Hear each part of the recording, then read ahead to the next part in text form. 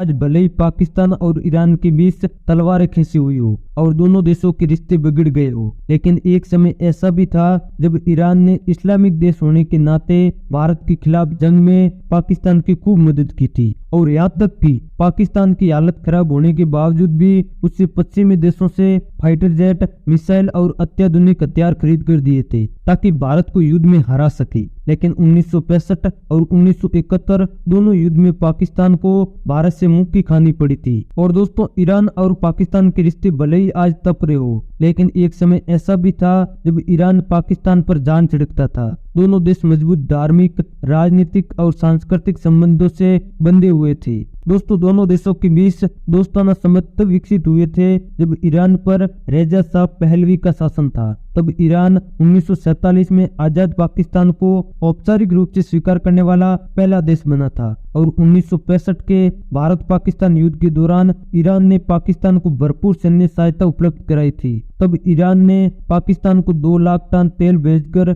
मदद भी की थी। दोस्तों, 1971 में जब दूसरी बार भारत और पाकिस्तान के बीच जंग हुई तो ईरान ने उम्मीदों से बढ़कर पाकिस्तान को मदद की थी। ईरान ने पाकिस्तान का पूरे जोर से समर्थन करते हुए तब भारत को प्रोक्ष धमकी देते हुए यहाँ तक कह दिया था कि ईरान पाकिस्तान को खत्म करने की किसी भी कोशिश को बर्दाश्त नहीं करेगा। ईरानी शाह ने तब कहा था कि भारत जबरन पाक पर हमला बोल रहा है। इस्लामिक देश होने की वजह से ईरानी शाह की पाकिस्तान के प्रति दरियादिली यही नहीं रुकी। एल के चौधरी अपने पेपर भारत ईरानी संबंधों में एक कारक के रूप में पाकिस्तान इसमें लिखते हैं कि 1971 के युद्ध के बाद शाह ने एक बार कहा था कि ईरान और पाकिस्तान 2 जिस्म एक जान है। दोस्तों, उन दिनों तब ईरान और पाकिस्तान दोनों ने मिलकर बलूचिस्तान क्षेत्र में बलूच विद्रोहियों के खिलाफ संयुक्त अभियान भी चलाया था। हालांकि शाह के शासनकाल के अंतिम वर्षों में दोनों देशों के बीच संबंधों में खटास आने लगी थी। इसकी बानगी तब देखने को मिली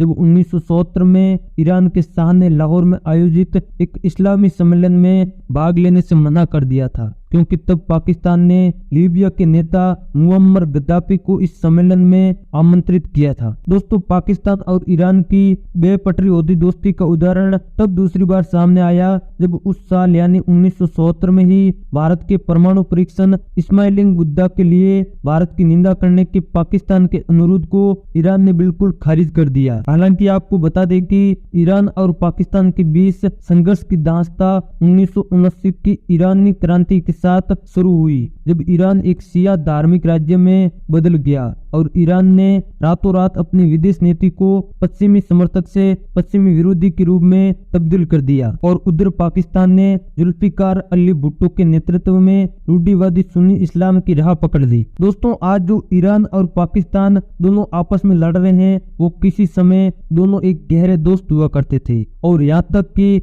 2 जिस्म एक जान के रूप में जाने जाते थे। लेकिन समय के साथ ये दोस्ती कब दुश्मनी में बदल गई पता ही नहीं चला। तो दोस्तों, पाकिस्तान और ईरान के युद्ध से भारत को क्या फर्क पड़ेगा, इसके बारे में आपकी क्या राय है वो आप कमेंट सेक्शन में जरूर भेजें। जय हिंद।